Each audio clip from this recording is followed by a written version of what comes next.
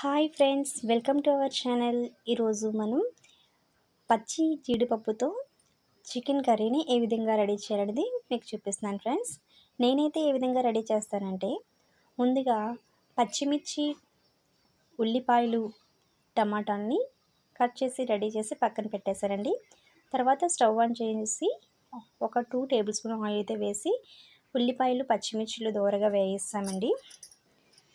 తర్వాత ఇవి బాగా వేగిన తర్వాత టమాటోస్ కూడా వేసి బాగా వేగనివ్వాలండి. తర్వాత ఒక చిన్న రోట్లో అల్లం, వెల్లుల్లి, జీలకర్ర పేస్ట్ని అయితే రెడీ చేస్తామండి. ఈ విధంగా రెడీ చేసి దంచుకొని పెట్టుకున్న పేస్ట్ని ఆల్రెడీ ఆయిల్లో వేగుతున్న ఆనియన్స్, టమాటోస్లో వేసి బాగా కూడా దాన్ని కాస్త వేగనివ్వాలండి. తర్వాత మనం పొట్టు తీసి ఉంచుకున్న జీడిపప్పుని వేసేయాలండి.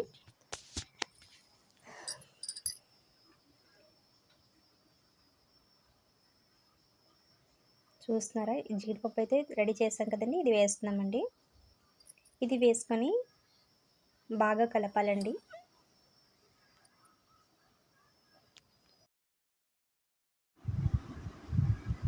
ఇది బాగా ఆయిల్లో ఫ్రై అయిన తర్వాత మనం ఆల్రెడీ కడిగి ఉంచిన చికెన్ పీసెస్ ఉన్నాయి కదండి, చికెన్ని వేసుకోవాలి. చికెన్ అయితే వాటర్ అంతా తీసండి నీట్గా కడిగి పెట్టేసామండి. చికెన్ తీసి వేసుకుంటున్నామండి.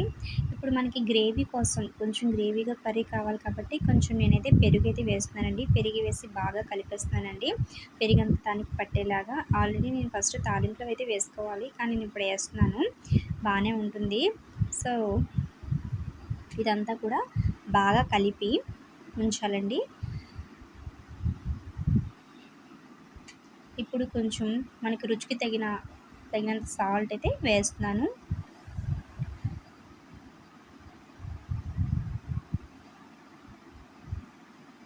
తర్వాత మనకి రుచికి సరిపడంత, అంటే మనం ఎంత వరకు కారం తీసుకుంటామనేది చూసుకొని కారం వేసుకోవాలండి.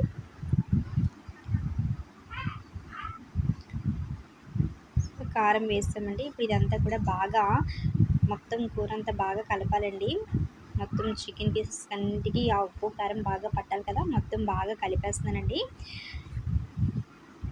చూడండి ఎంత బాగా కనిపిస్తుందో. ఇప్పుడు బాగా కలిపిన తర్వాత నేనైతే లైట్గా వాటర్ అయితే తీసుకున్నానండి. ఒక గ్లాస్తో వాటర్ తీసుకొని కొంచెం వాటర్ అయితే వేసానండి. మళ్ళీ బాగా కలిపి మూత పెట్టేసి అలా ఉంచేస్తే చికెన్ అంతా దగ్గరికి బాగా గ్రేవీగా బాగా వస్తుందండి. మూత పెట్టేసాను. నేను రెడీ చేసిన ఈ జీడిపప్పు చికెన్ కర్రీ విధానం మీకు నచ్చినట్టయితే మా ఛానల్ని లైక్ చేయండి, షేర్ చేయండి, కామెంట్ చేయండి, సబ్స్క్రైబ్ కూడా చేసుకోండి ఫ్రెండ్స్. కర్రీ అయితే చాలా నీట్గా చాలా బాగా వచ్చిందండి. సూపర్గా ఉంది. స్మెల్ అయితే అద్దరిపోతుంది. మీరు ట్రై చేయండి. జీడిపప్పుని ఏ కర్రీలో వేసుకున్న, వెజ్ ఆర్ నాన్ వెజ్, కానీ మస్తుగా ఉంటుంది, చాలా బాగుంది. Thank you friends, thank you watching for my videos. ఇలాంటి మరిన్ని వీడియోస్ చూడాలనుకున్న వాళ్ళు మా ఛానల్ మాత్రం తప్పకుండా సబ్స్క్రైబ్ చేసుకోండి ఫ్రెండ్స్. కర్రీ అయితే రెడీ అయిపోయిందండి. లాస్ట్ వీడియోలో పచ్చి జీడిపప్పుని ఏ విధంగా తొక్క తీయాలనేది చూపించానండి.